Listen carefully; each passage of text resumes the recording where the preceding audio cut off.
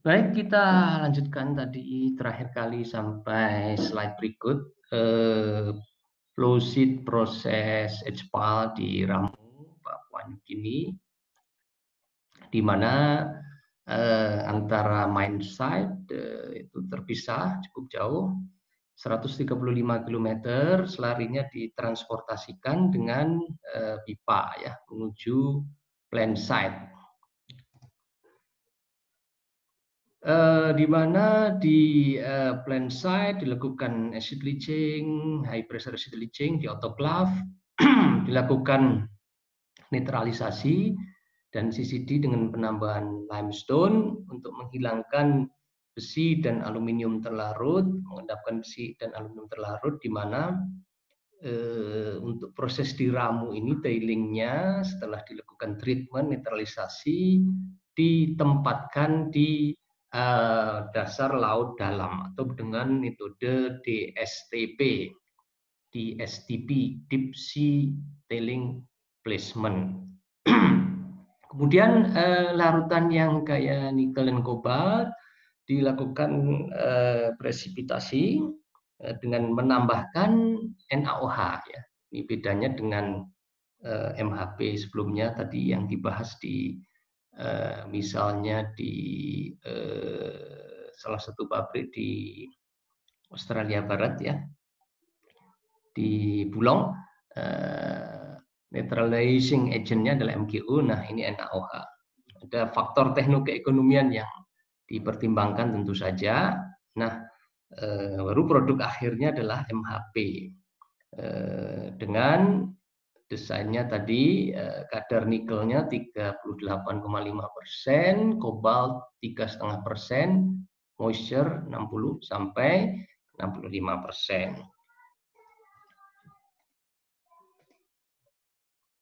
Nah, yang menarik tadi sudah dibahas, ada tahap unit operasi chromite removal ya di mine site-nya itu.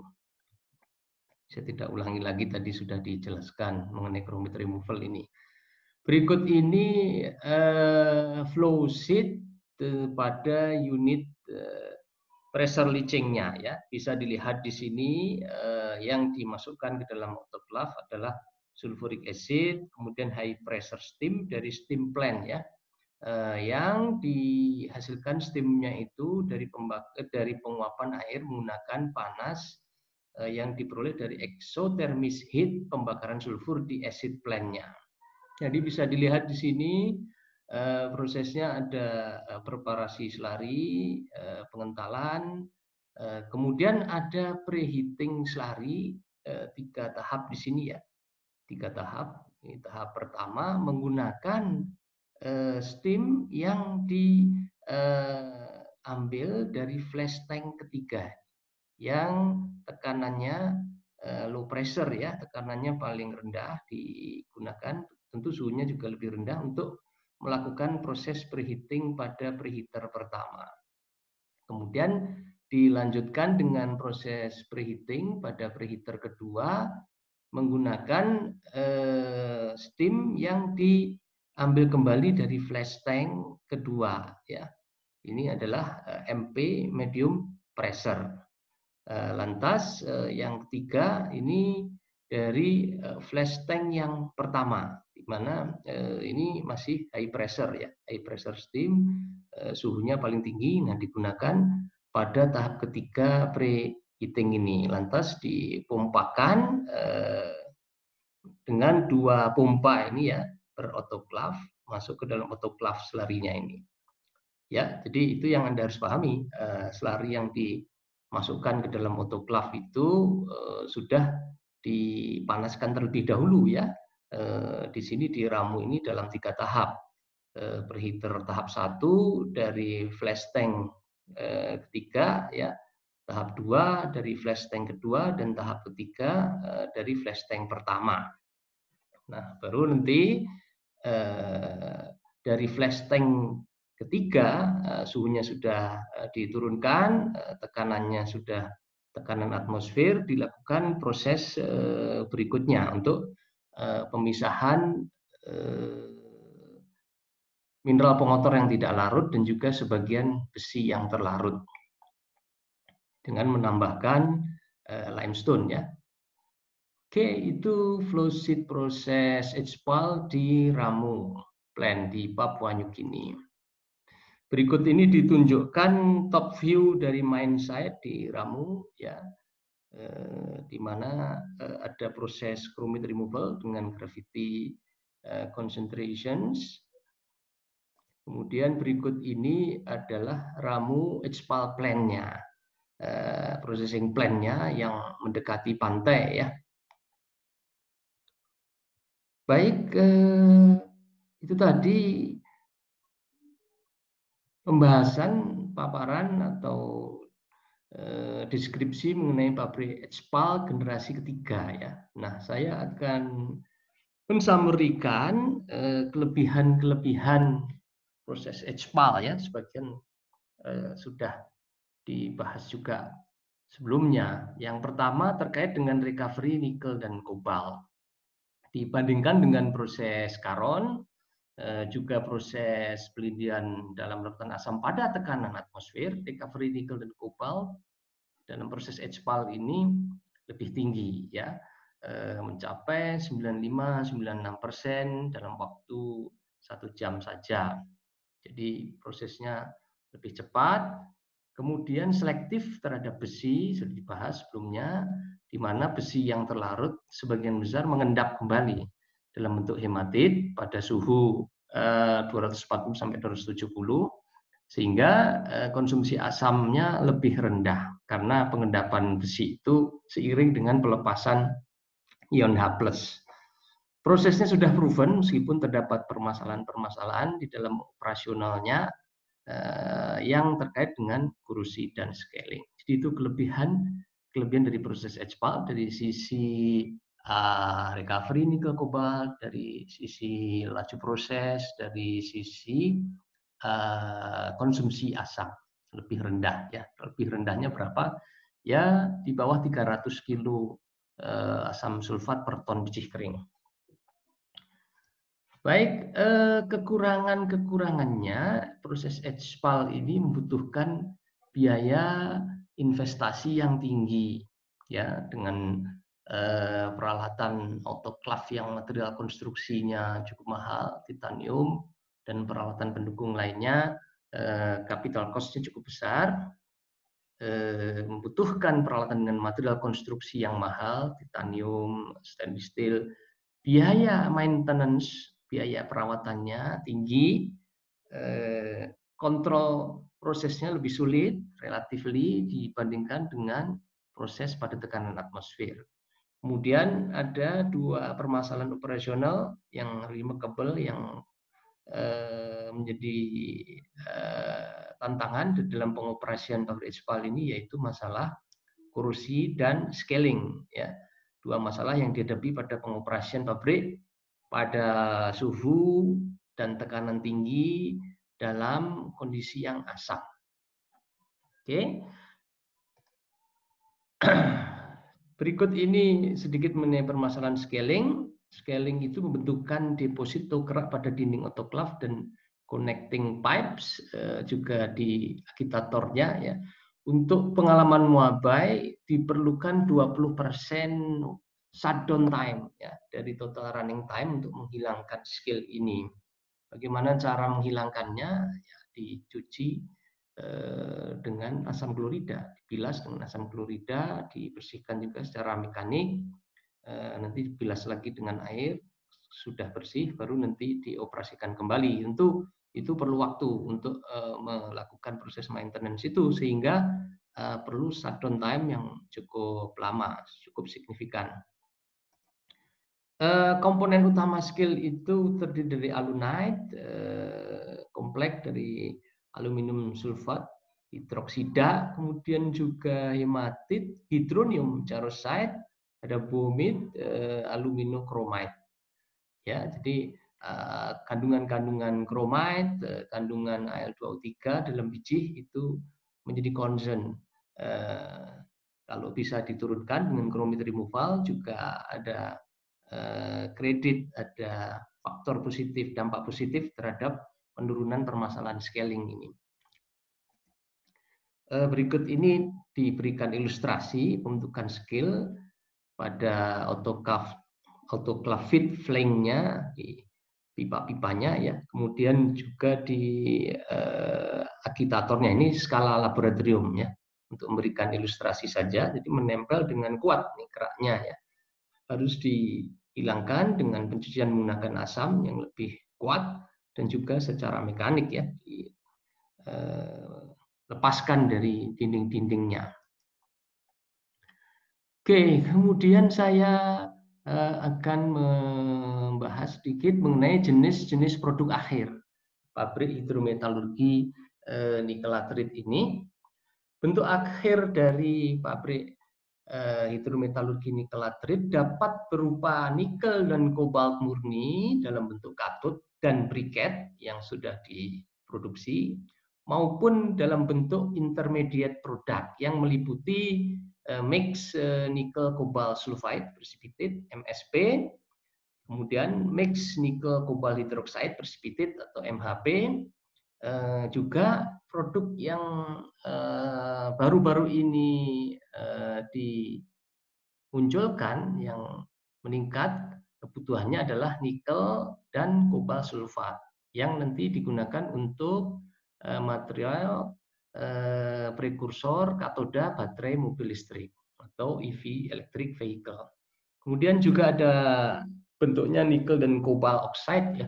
Ini di Goro di New Caledonia, di mana proses pembentukan oksidanya itu dilakukan dengan proses pirohidrolisis dari larutan berbasis klorida ya, di mana dari NiCl2 dikonversi menjadi NiO dan dihasilkan HCl yang dipakai kembali.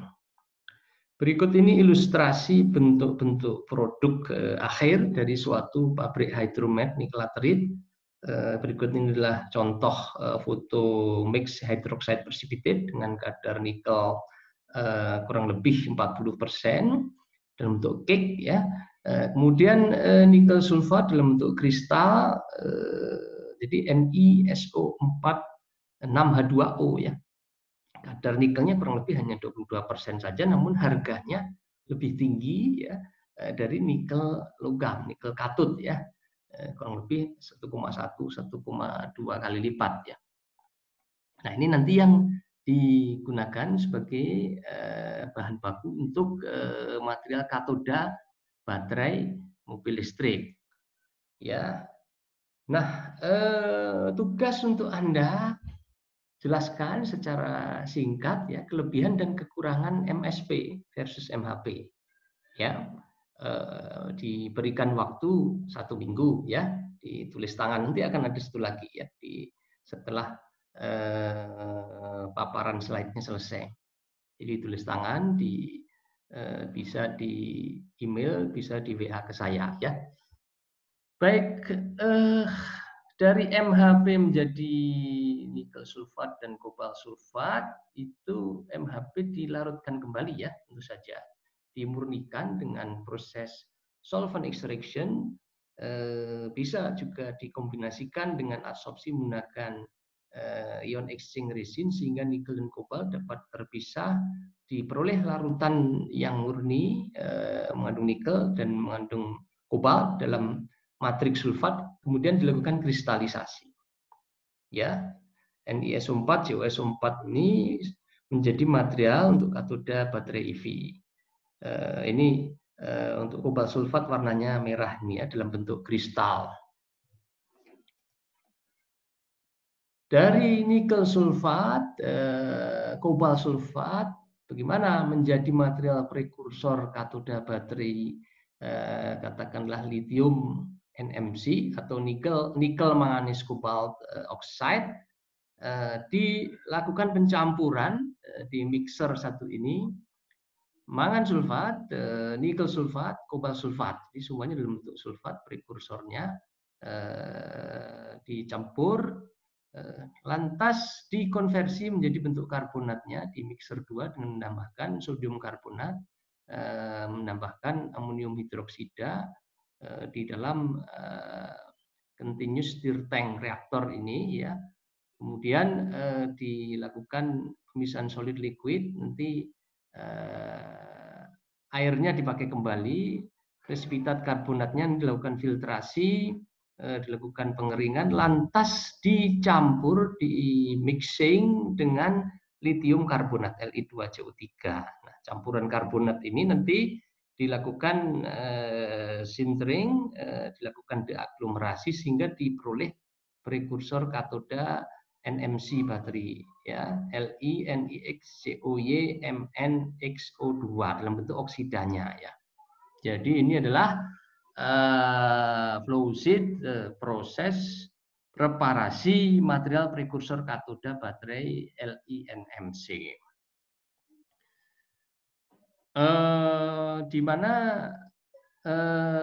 jenis tipe baterainya, kalau dia lithium nikel kobalt aluminium oxide, kira-kira proporsinya sebagai berikut. Tetap nikel yang paling tinggi 73%, ada aluminium, kobalt 14%, lithium 11% berat ya ini katodanya, anodanya adalah grafit.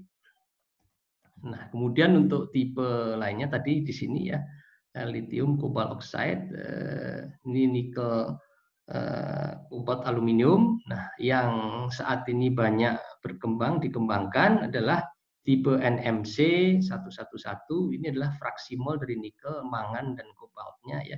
Kemudian NMC 433, NMC 532, NMC 622, NMC 811. Jadi ada kecenderungan untuk menaikkan proporsi nikelnya.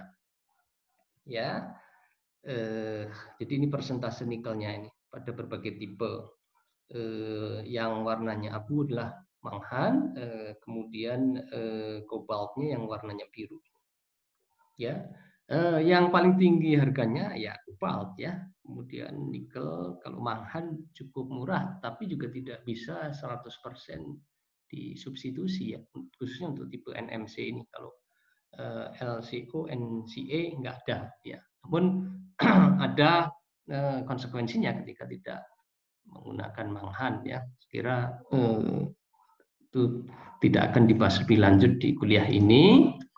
Nah, ini adalah model rantai suplai material untuk memproduksi baterai mobil listrik tipe NMC ya. Jadi yang perlu dipahami untuk mengembangkan katot material untuk baterai mobil listrik ini ya harus disiapkan pabrik-pabrik untuk menghasilkan nikel sulfat, kobalt sulfat baik dari biji primary plant ya, bisa dari nikel mate ya, lakukan releach, dimurnikan menjadi nikel sulfat, kobalt sulfat, bisa juga dari MHP dilakukan releach nanti menjadi nikel sulfat, kobalt sulfat, bisa dari recycling baterai EV yang sudah digunakan. Kemudian perlu pabrik untuk menghasilkan MnSO4 ya, ada leaching mangan dari biji pirulosit MnO2, kemudian nanti setelah dimurnikan ada proses untuk mensintesis MnSO4. Kemudian juga tentu ada pabrik lithium karbonat ya, lithium karbonat, dan juga pabrik untuk anodanya, anode plant-nya ya, untuk misalnya grafit ya. Baru nanti sesudah ini semua ada dibuat katot material, anode material untuk nanti dibuat baterai, dibuat sel baterai yang digunakan untuk electric vehicle ya. Mobil listrik juga bisa, motor listrik dan kendaraan listrik lainnya. Ini tambahan untuk Anda mengenai model rantai suplai material untuk memproduksi baterai mobil listrik ya, dalam relevansinya dengan proses ekstraksi nikel dan kobalt dari biji nikel laterit. Oke, kalau disamerikan tadi ya, proses HPAL tadi pada tekanan tinggi, tapi perlu biaya investasi yang tinggi, prosesnya cukup kompleks untuk mengoperasikannya ya, ada permasalahan maintenance. Nah, oleh karena itu studi untuk proses pelindian pada tekanan atmosfer, pelindian agitasi pada tekanan atmosfer maupun pelindian tumpukan itu terus dilakukan untuk biji nikel latrit ini. Saya lanjutkan dengan materi mengenai atmospheric agitation leaching biji nikel latrit. Pada prinsipnya dilakukan pada tekanan atmosfer, suhunya sekitar 100 derajat Celcius ya, paling tinggi. Di mana pada dasarnya reaksi-reaksi yang terjadi sama dengan proses HPAL yang sudah dibahas sebelumnya ya, ada pelarutan nikel dari NiO secara simultan dengan pelarutan matriksnya yaitu gutit, FeOH menjadi ferric sulfat, kemudian pelarutan MgO, pelarutan serpentin, pelarutan CO oxide. Namun pada proses pelindian pada tekanan atmosfer ini, suhu pelindian yang signifikan lebih rendah itu tidak menyebabkan proses presipitasi besi maupun aluminium selama proses pelindian yang berjalan secara simultan dengan regenerasi asam, sehingga konsekuensinya konsumsi asam sulfatnya signifikan lebih tinggi ya. Oleh karena itu nanti pengembangannya banyak diarahkan ke bagaimana konsumsi regen pelindinya ini dapat diturunkan baik dengan pendekatan menggunakan regen pelindi yang dapat diregenerasi maupun pendekatan lainnya, misalnya penambahan garam untuk membentuk besi terlarut dalam bentuk charosit ya, terpresitasi dalam bentuk charosit dan beberapa upaya lainnya. Dibandingkan dengan proses HPAL, recovery nikel dan kobalt lebih rendah, kinetika reaksi lebih lambat karena suhunya lebih rendah, dan secara komersial belum teruji karena belum ada laporan yang menunjukkan suatu operasi pabrik atmospheric agitation leaching yang beroperasi dengan baik dalam waktu yang lama, meskipun terdapat beberapa pabrik ya atmospheric agitation leaching di Cina. Namun publikasinya cukup terbatas. Namun di balik kekurangan tadi, kelebihan-kelebihannya ya capital cost-nya lebih rendah karena tidak perlu autoclave yang menggunakan titanium tadi ya. Kemudian menggunakan peralatan dan teknologi yang relatif konvensional, material konstruksi lebih murah, biaya perawatan lebih murah, kendali prosesnya lebih mudah, startup shutdown lebih mudah, dan konsumsi energinya lebih rendah karena ya suhunya lebih rendah ya, sehingga kebutuhan steam untuk pemanasan itu juga lebih rendah.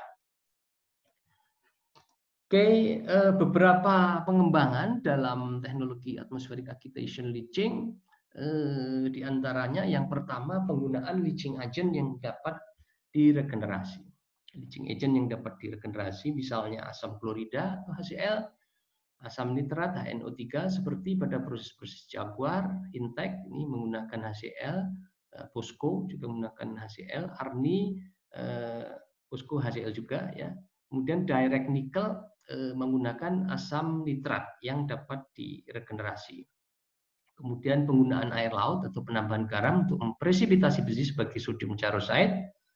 Penggunaan biji dengan kadar besi yang rendah, biji transisi, di mana sebenarnya karena kadar besi yang tinggi dan stoikiometri reaksinya, kontributor yang mengkonsumsi asam paling tinggi adalah besi. Sehingga salah satu pendekatannya adalah memilih biji yang kadar besinya relatif lebih rendah dibandingkan limonit, namun magnesiumnya lebih tinggi dibandingkan limonit.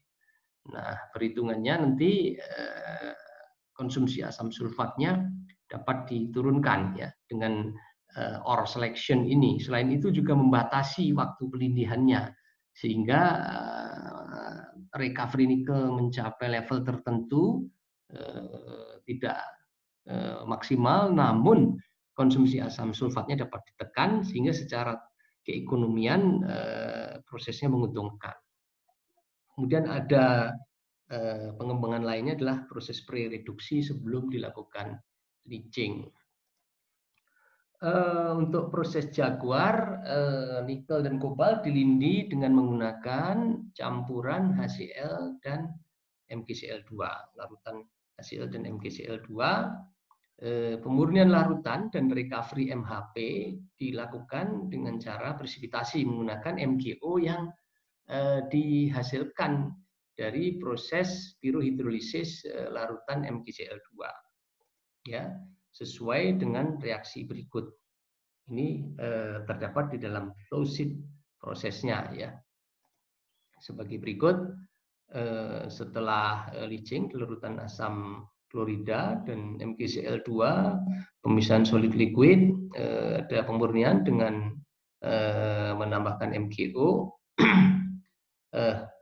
Presipitasi nikel dan kobalt dalam bentuk MHP dilakukan dengan netralisasi menggunakan MgO yang dihasilkan dari pirohidrolisis MgCl2, ya.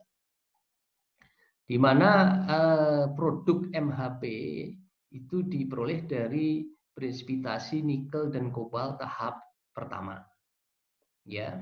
Nanti dilakukan pemisahan solid liquid dengan thickening, filtrasi. Nah, padatannya ini menjadi produk. Kemudian tahap kedua, pH-nya dinaikkan, dipresipitasi kembali nikel dan kobalt yang masih ada di dalam larutan, terpresipitasi namun tidak menjadi produk, melainkan di-releach lagi, ya, lakukan dilarutkan lagi di tahap leaching, sehingga ya recovery nikel dan kobaltnya dapat dinaikkan, ya, tidak ada yang nanti terbuang ke spent solution. Nah, spent liquornya dilakukan pre-evaporation, kemudian dilakukan pirohidrolisis, di mana dalam proses pirohidrolisis ini di sini dihasilkan MgO, ya, yang sebagian dipakai untuk presipitasi nikel dan kobalt dan juga pengendapan besi, sebagian menjadi byproduct. Kemudian HCl yang dihasilkan ditangkap di scrubber, HCl gasnya dikonversi menjadi fasa liquidnya dan digunakan kembali untuk proses pelindihan, dan juga sebagian larutan MgCl2-nya, ya, untuk mengatur Mg balance-nya. Itu proses Jaguar. Kelebihannya dapat mengolah biji saprolit maupun limonit yang kandungan MgO-nya tinggi, karena tidak masalah MgO ini mengkonsumsi asam, namun asam diregenerasi baik ya dengan menghasilkan MgO juga sebagai byproduct. Dan ini skema flowsheet-nya selain yang tadi sebelumnya digambarkan, ya, ada atmospheric leach, purification, nickel cobalt precipitation, pirohidrolisis. Di mana dari pirohidrolisis ini dihasilkan asam yang dipakai kembali. Kekurangannya konsumsi energinya tinggi untuk pirohidrolisis ini, ya. Kemudian juga korosivitas larutan klorida yang digunakan dan kesulitan menjaga balance antara proses recycling asam, kebutuhan MgO dan biaya energi untuk pirohidrolisis ini, sehingga ya proses Jaguar ini tidak sampai ke aplikasi dalam skala komersial, namun menjadi dasar untuk pengembangan proses yang lainnya, ya, proses pirohidrolisis ini pada tekanan atmosfer. Kemudian pelindian dengan larutan asam nitrat, salah satu yang mengembangkan adalah direct nickel atau DNI, sudah sampai pada tahap demonstration plant.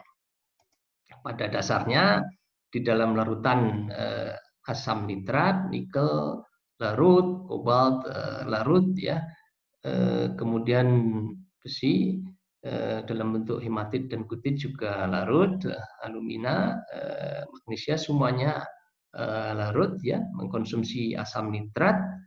Pelindian dapat dilakukan pada tekanan atmosfer, temperatur sekitar 100 dengan konsentrasi asam nitrat 55% dan persen solid sekitar 30%. Kelebihan dari proses pelindian dengan HNO3 yang dikembangkan ini, asam nitrat dapat diregenerasi dari proses pirohidrolisis Fe, Cr, Al, dan Mg, sehingga konsumsi asamnya menjadi rendah karena tingkat regenerasinya di atas 95%. dapat dihasilkan oksida-oksida sebagai byproduct seperti Fe2O3, MgO, Al2O3, dan Cr2O3. MgO yang dihasilkan dapat digunakan oleh pabrik yang mengoperasikan proses dengan asam nitrat ini untuk proses presipitasi nikel dan kobalt sebagai MHP. Recovery pelindian cukup tinggi mencapai 96-97%, dapat memproses baik biji limonit maupun saprolit. Ya, yang kandungan MgO-nya tinggi tidak masalah karena toh MgO nanti dilakukan pirohidrolisis lagi, menghasilkan MgO dan HNO3. Pirohidrolisis besi dilakukan pada suhu 160-165. Ya, reaksinya adalah sebagai berikut. Jadi FeNO3 3 kali, besinya kan dari kutit, larut dalam FeNO3 3 kali, nanti akan terkonversi menjadi hematit. Tentu ketika yang lainnya belum terkristalisasi, ya dapat dihasilkan kutit yang murni, ya, dan HNO3 gas yang nanti dikonversi menjadi cairannya, menjadi asam nitrat yang dipakai kembali untuk proses pelindihan. Berikut ini ditampilkan flowsheet proses direct nickel yang diambil dari websitenya. Di sini bisa Anda lihat ada aliran-aliran panah yang ke kanan dan ke kiri, ya. Kita lihat yang ke kiri atas ini apa? Ini adalah recycle HNO3-nya, ya. Yang dihasilkan dari unit apa? Dari unit pirohidrolisis atau thermal decomposition NO3 2 kali tadi, ya. Menghasilkan MgO dan HNO3, ya. Nah, panah yang ke kiri di bawah ini adalah MgO yang dihasilkan dari unit thermal decomposition dan dipakai untuk proses presipitasi nikel dan kobalt dalam bentuk MHP, ya, di sini, ya. Nanti setelah dilakukan pemisahan solid liquid dengan thickener dengan filter, produknya diperoleh di sini. Itu yang pertama. Kemudian MgO lainnya dipakai untuk presipitasi besi, ya, ketika presipitasi aluminium di sini. Presipitasi aluminium dilakukan dengan netralisasi, presipitasi besi dengan hidrolisis, sama dengan presipitasi kristalisasi MgO, ya, dari spent liquornya. Ya, jadi di sini ada HNO3 recycling, dipakai untuk leaching. Nanti setelah solid liquid separations ada iron hydrolysis, dihasilkan Fe2O3, kemudian presipitasi aluminium terlarut dalam bentuk hidroksidanya, ya, dengan netralisasi menggunakan MgO di sini. Kemudian setelah dipisahkan besi dan aluminium terlarutnya, baru dilakukan recovery nikel dan kobalt dalam bentuk MHP dengan netralisasi menggunakan MgO. Ya, itu proses direct nickel. Ini adalah kalau dilakukan pirohidrolisis aluminium, namun tadi prosesnya dengan netralisasi, ya. Reaksi di bawah ini menunjukkan presipitasi MHP, ya, dengan menambahkan slari MgO dalam bentuk MgOH 2 kali, ya. Ketika dibuat slari MgO menjadi MgOH 2 kali, dihasilkan NiOH 2 kali dan COOH 2 kali sebagai produk akhirnya. Dilakukan pada pH sekitar 6, suhu 80 sampai 90 derajat Celcius. Saya lanjutkan dengan pelindian tumpukan. Jadi pelindian tumpukan ini sudah sukses dioperasikan untuk pengolahan biji emas dan juga biji tembaga oksida maupun sulfida sekunder, ya. Untuk biji nikel laterit masih belum dalam skala komersial, ya, tapi masih terus dipelajari. penerapannya ya, karena ya teknik heap leaching ini membutuhkan biaya investasi yang rendah dan pengoperasian yang relatif sederhana. Namun tantangannya untuk biji laterit ya bagaimana mendapatkan umpan dalam bentuk aglomerat yang stabil ya ketika dia ditumpuk. Kemudian bagaimana mengantisipasi menghadapi kondisi cuaca dengan curah hujan yang tinggi, karena laterit ini kan bentuknya tanah ya, berbeda dengan primary ore bentuk batu, biji emas, biji tembaga yang ketika Anda tumpuk di leach pad disemprot dengan larutan pelindingnya ya relatif tetap stabil di tumpukannya. Ketika hujan pun tidak ada masalah ya. Berbeda dengan laterit ini. Tidak ada proses penggerusan, jadi konsumsi energinya rendah di sana ya. Kemudian tidak ada proses agitasi, larutan pelindi akan terperkolasi melalui tumpukan biji dan melarutkan nikel, kobalt, dan logam lain dalam biji. Tidak perlu instalasi untuk solid liquid separation menggunakan CCD thickener. Demikian juga tidak perlu tailing dam untuk menyimpan selari ya. Jadi mungkin hanya beberapa kolam untuk penyimpanan presipitat besi setelah proses pemurnian larutan hasil pelindian ya. Tidak perlu ukuran dam yang besar. Oke, itu kelebihan dari teknik pelindian tumpukan khususnya untuk biji nikel laterit ini. Berikut ini ditunjukkan salah satu pictorial flow sheet proses heap leach untuk nikel laterit dari Nikelor, Australia ya. Di mana konsepnya setelah aglomerasi, penumpukan aglomerat dengan stacker, dilakukan heap leach ya, disemprot dengan asam sulfat, di mana asam sulfatnya dihasilkan dari pembakaran sulfur di pabrik tersebut ya, yang nanti sebagian atau panas eksotermis yang dihasilkan untuk power plant ya. Nah, larutan kaya hasil pelindihannya dikumpulkan di PLS pond ya, pregnant leach solution pond. Ini juga harus kedap ya, harus dilapisi lapisan yang kedap sebagaimana juga leach padnya. Kemudian PLS pond ini dilakukan proses lebih lanjut dengan netralisasi. Bagaimana netralisasinya dengan menambahkan kapur ya, menambahkan CaO untuk pemisahan besi. Ya, setelah besi mengendap dilakukan pemisahan solid liquid dengan thickener dengan filter, nanti diperoleh residu yang kaya besi. Kemudian setelah besi dan juga aluminiumnya dipisahkan, dilakukan proses recovery nikel dan kobalt dengan proses presipitasi dengan menambahkan magnesia selari, diperoleh MHP mixed nickel hydroxide precipitate NiOH 2 kali, COH 2 kali, dan hidroksida dari pengotornya besi, magnesium, dan kalau ada kromium mungkin juga kromium, aluminium ya.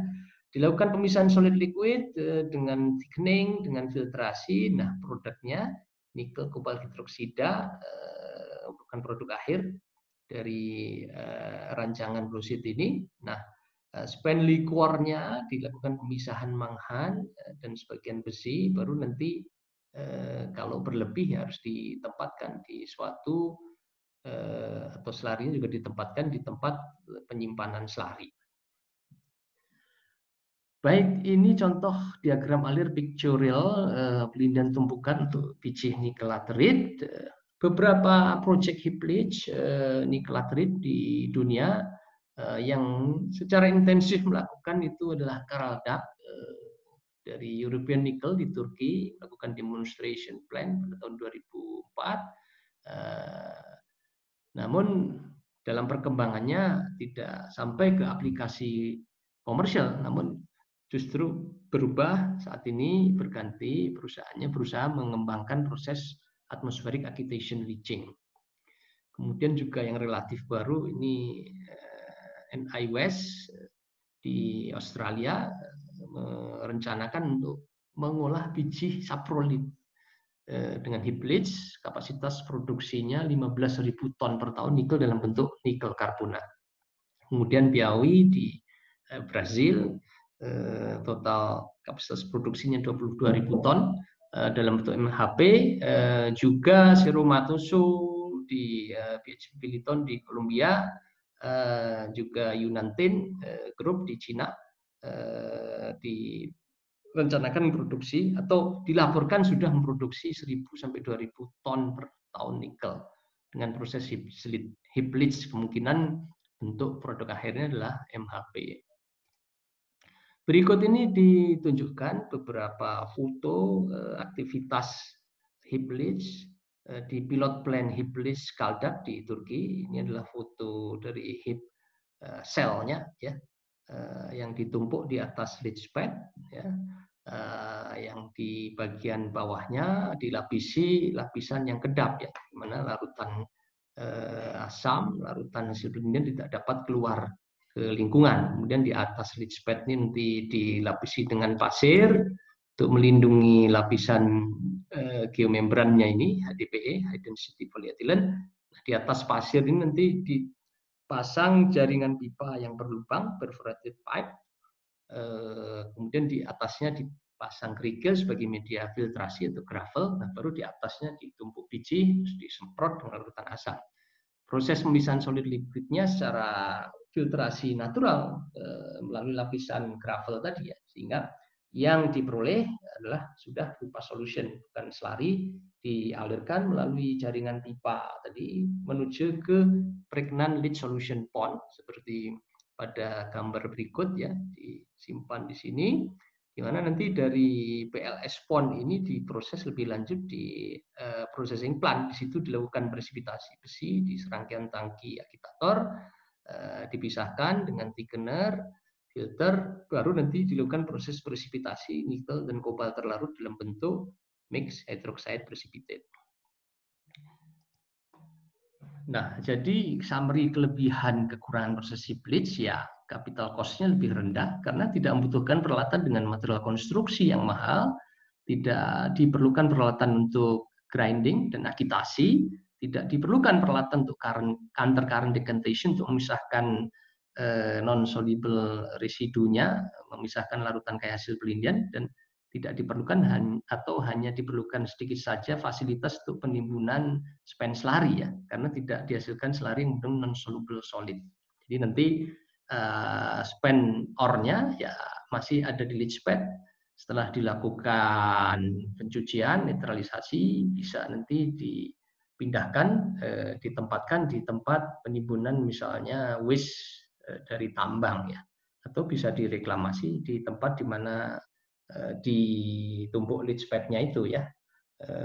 Namun itu hanya untuk yang sistem permanen pad, ya, atau setelahnya ditumpuk lagi yang baru, ya. Konsumsi energi lebih rendah karena tidak ada agitasi, tidak ada penggerusan, proses relatif lebih sederhana, moving part-nya, bagian-bagian yang bergerak lebih sedikit, sehingga maintenance-nya juga lebih mudah. Adapun kekurangan-kekurangannya, ya, karena suhu ruangan, tidak ada agitasi, persen ekstraksi nikel relatif lebih rendah, ya, umumnya 70-80%, tentu bergantung kepada komposisi biji yang diolah, ya. Persen ekstraksi kobalt lebih rendah, waktu lebih lama, ya, jadi ada delay di tahap awal proses, belum ada income, ya, sampai nanti dihasilkan produk 3 bulan setelahnya misalnya, ya, dan dijual produknya. Permeabilitas tumpukan sering menjadi masalah, sering terjadi penyumbatan aliran regen pelindi melalui tumpukan biji akibat adanya partikel halus seperti clay, ya. Kalau sudah menyumbat nanti terjadi genangan di bagian atas, menjadi masalah, ya. Dia harus betul-betul aglomeratnya itu dibuat sedemikian rupa sehingga larutan pelindi dapat mengalir lebih baik, ya.